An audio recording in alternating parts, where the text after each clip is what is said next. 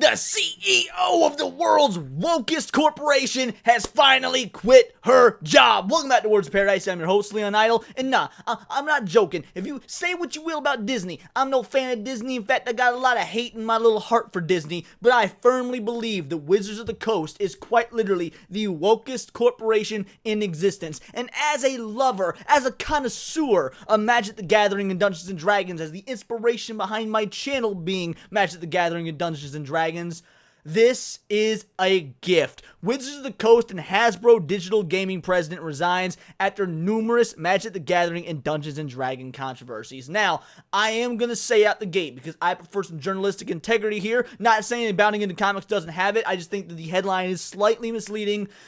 She didn't, as far as we know, resign. She, by the way, for those of you who don't know, because of course the CEO of the wokest company of all time is a she. She didn't resign because of the controversies that have been going on for the last couple of years with D&D and Magic the Gathering. They haven't announced why she's resigned. But it is 100% true that so many woke controversies did happen under her leadership. So we're going to go ahead, we're going to take a look at this article. Before we do, hit that subscribe button. I'm a nerdy news channel. I cover nerdy news every day. And again, as a long-time Magic the Gathering player, I don't cover it very often anymore on this channel because I'll be real, the videos don't do very well, but it's my passion. I love it. And hell, I got my Pioneer deck tournament ready right here. Pioneer season starts next week. Your boy's going to be going to some qualifying tournaments. So excited. I love covering this stuff, and I love that this woman no longer will be working with this company. The only question is, are they going to Susan Wojcicki at YouTube us and bring in somebody even worse? That remains to be seen. But let's go ahead and go over this article, hit that subscribe button, and a sudden stabbing shakeup that will come as little surprise to Magic the Gathering and Dungeons & Dragons players after a brief controversy-filled tenure of just 2 years. Wizards of the Coast and Digital Gaming president Cynthia Williams has announced her resignation from popular game publisher. Now, they say it will come as little surprise to MTG and D&D players, but actually, it's incredibly surprising. Wanna know why it's incredibly surprising? Because they are so full force into DEI this, ESG that, wokeness this, diversity, equity, and inclusion, the whole nine. Anything can be more diverse, anything can be more gay, it doesn't matter. They are all in on that. So when they got a female CEO that has been heavily pushing that ideology, yeah, seeing her just up and quit out the blue is very surprising, considering they're not actually hurting for money. Get woke, go broke, while usually a big deal, has not once affected Wizards of the Coast. No matter what sort of ideological left-leaning shenanigery they pull, they always end up making money. And frankly, it's because these things are a drug. It's because they are an addiction. And it's because they also get mass crossover events with things like Lord of the Rings or Doctor Who that will save them, because there are people that will collect anything and everything Lord of the Rings and Doctor Who and Fallout and Final Fantasy or any sort of crossover just because it makes their happy little heart feel good. But that being said, my point is, Get Woke Go Broke is one of the very few companies that has never once scathed Wizards of the Coast, where Wizards of the Coast is one of the very first companies, the only companies that's never been scathed by Get Woke Go Broke. So yeah, this is incredibly out of left field. Williams' exit was first disclosed on April 17th via an official corporate filing made by Hasbro with the United States Exchange and Securities Commission. Therein, the company announced on April 15th, 2024, Cynthia Williams, president of Wizards of the Coast and Hasbro Gaming, informed the company of her resignation from the company Alright, in effort of fairness, I gotta criticize Bounding the same way I would, like Kotaku or the Mary Sue if there's some bad writing here. That you're using the word company too close together. Maybe it's just the grammar Nazi in me, but that could have been worded better. You could have said informed her resignation from the informed the company of her resignation from the corporation, or just inform the company of her resignation. Anyway. I just gotta be honest. Effective April 26, 2024, which is only a week away by the time you're seeing this video, so they got a week to find a new successor. They have not even announced who the new CEO will be, because they don't know who the new CEO will be. The company is conducting a process to identify her successor, looking both internal and external candidates. So they don't know. By the way, for those of you that aren't caught up on Wizards of the Coast or don't know anything about it, this is Aragorn from Lord of the Rings now, just in case you missed it. No, that's not a joke, by the way. If anyone not familiar with the lore, this is quite literally Magic the Gathering's depiction of Aragorn. So yeah, Aragorn came from South Central. As noted above, though sudden, Williams' exit is far from unsurprising. Appointed to her now former role in February of 2022 after her predecessor, Chris Cox, who, let me just tell you, lived up to his last name, because while this woman was very much a champion of woke agenda, DEI, ESG, the whole nine, Chris Cox was quite literally no better, which is why I don't actually have hope of WotC fixing it with a successor. But, I mean, a boy can dream, right? Was promoted to his current position as Hasbro CEO. Williams' time with the company saw the main division under her control, Wizards of the Coast, marred by near-endless controversy. In regards to the publisher's popular Magic the Gathering card game, under her leadership, the brand suffered such repercussional disasters as the release of a set featuring race-swap versions of classic Lord of the Rings characters.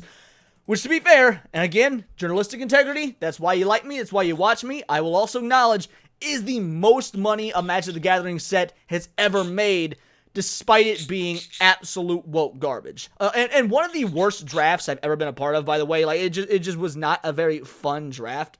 Players being threatened with jail time after being accidentally but legally sold then upcoming booster box ahead of its street date, and the introduction of a product release schedule so constant, nearly one set every month, that players have found themselves avoiding buying any new cards whatsoever out of fear they could be rendered worthless near immediately after purchase. And yeah, that is why I do not buy, well, actually, I don't buy new Magic the Gathering product because I don't like giving WotC money. I will buy from third parties. I will buy from my friends. I will buy singles at my local card shop. You know, just so WotC gets none of that, gets none of that revenue. But yeah, I don't play in a way to keep up to date with every single set, because they literally were releasing a new product every month instead of every 3 months, which is the original game plan, what they've been doing for quite literally 2 decades.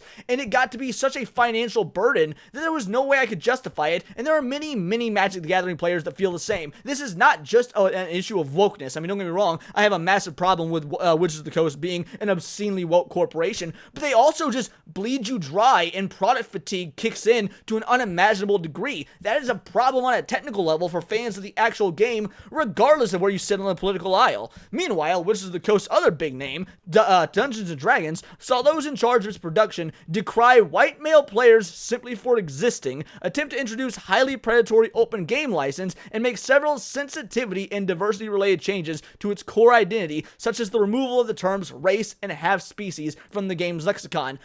Bounding, you should have hired your boy to write this article, because I made a video on quite literally every single controversy you're discussing between both these games, and more that you're leaving out. I just want to throw out there, Bounding, if you end up seeing this and you need somebody to be like your witches of the woke, as I prefer to call them, like experts, hit your boy up. Further, and perhaps providing some insight as to why the publisher stumbled so much during her time in charge, as revealed by Williams herself in a 2022 interview with GeekWire's Thomas Wild, rather than ensuring their products remained accessible, affordable, that's a big one there when it comes to Magic the Gathering, and compelling, also kind of another big one when it comes to Magic the Gathering, her main leadership focus for Wizards of the Coast was instead the continued promotion of diversity across both Magic the Gathering and Dungeons & Dragons. And she has got some of the most NPC-ass quotes you would hear. It sounds like the stuff that you would expect me to say making fun of woke individuals. Like, get a load of this. Since I got here, it has very much been about inviting more people to the party and making sure they found a space where they could express who they are. That is what the CEO of a multi-million-dollar corporation built around selling pieces of cardboard with wizards on them to angry white nerds the world over had to say. That is not the sort of corporate lexicon we consumers ever gave a single fuck about. Our games teach that diversity is strength. She literally said diversity is strength. Also, nobody gets that from D&D. I have been playing D&D for the vast majority of my life, and it's not, there's never been a diversity is our strength, unless you're talking about the literal diversity of thought, which is the only sort of diversity that we ever champion, but that's not the type of diversity that this woman here is talking about. You and I both know that. D&D in particular will teach you that together, you can overcome tasks, challenges, or an adventure that you wouldn't have been able to on your own. When you're playing Magic, you're seeing the diversity of the world and the characters, she added. Again, no one's paying attention to that shit. No real fans are ever paying attention to that. If you're looking at Nico Bolas, or if you're looking at Gideon, or if you're looking at Jace here, none of what they look like in terms of like their immutable characteristics, their skin color, their sexuality, whatever. If you're looking at Chandra, you're not looking at the fact that she's bisexual or whatever she is. We just care, is the card good? Let me tell you what this card right here does. This card right here, if you can see, you might not be able to, is a it's a Planeswalker card, and it's a really badass card. His ultimate -X, target player mills 3 times X cards. That's a very, very powerful move considering this is a mill deck, and I can do that out the gate. I can immediately make someone mill 15 cards. I would be running this card whether Jace was black, white, male, female, doesn't fucking matter. It's just a good card. But that's what I'm talking about. We don't care about the diversity of the optics that you put so much emphasis on. And you wonder why longtime fans have just left the hobby completely, or left giving you money completely, or talk about how Magic the Gathering and Dungeons and Dragons, and of course the company itself, Wizards of the Woke, are a shadow of their former selves. It's because you say dumbass things like this that no player ever cared about. You see yourself. I love the stories of people playing Dungeons and Dragons and being able to express who they are in that game, which leads them to be able to express who they are in their real life. We're very much cultivating that level of diversity as we're inviting players in. You self-aggrandizing loser. I'm so glad you're quitting. You didn't deserve that job. I doubt you ever earned that job. There's a reason you were only there 2 years and you came over from Microsoft, another absolutely god-awful company. You are not the type of individual, you are not the type of shepherd of the games that I grew up loving and that all the other Magic the Gathering and D&D players grew up loving. I'm talking about the real fans, not these made-for-modern audiences fans that have been coming in the last 5 or so years, ever since they started to start putting rainbow flags and everything and combat wheelchairs and making sure that there's no more half races, or that it's offensive to be called an orc because orcs are a depiction of black people, or whatever nonsense you want to throw out there. Let's not even talk about Baldur's Gate and how they were championing being able to fuck a bear because, yeah, bestiality, that's super progressive apparently. I love that this woman has lost her job. I get it, she's quitting, she's probably got something else lined up, but at least she's not with a corporation that used to own my heart anymore. A corporation that I will now make every single video if I have to until they burn to the ground, because they are even worse than Disney. They are quite possibly the worst corporation in the world. I know there's companies out there that use little black and Chinese kids to dig up cobalt by their hands, you know, and give them all these lung infections and shit, and yeah, that's terrible, but first world problems, right? Wizards of the Coast is worse. But that's just my opinions. Let me know yours in the comments down below, or let me know on X, where you can find me at Bolt the Word. And please do subscribe. I'm a nerdy news channel. I cover nerdy news every day. Not always about Magic the Gathering or Wizards of the Coast, but I do love it when I get the opportunity to talk about those. But anime, movies, music, it doesn't matter. Check me out on Instagram at wordsofparadise_Leon and become a member for $4.99 a month. You can join the Discord, choose the articles I cover on a day-to-day basis, choose videos for me to react to on my Friday night live streams, and of course, join the ever-growing Discord full of over 50 Vital Idol members. We're over 70 members strong. Get in on the conversation. Get yourself some merch. Use discount code Vital Idol. And remember, it's all here in the Nerdosphere. This has been Words of Paradise.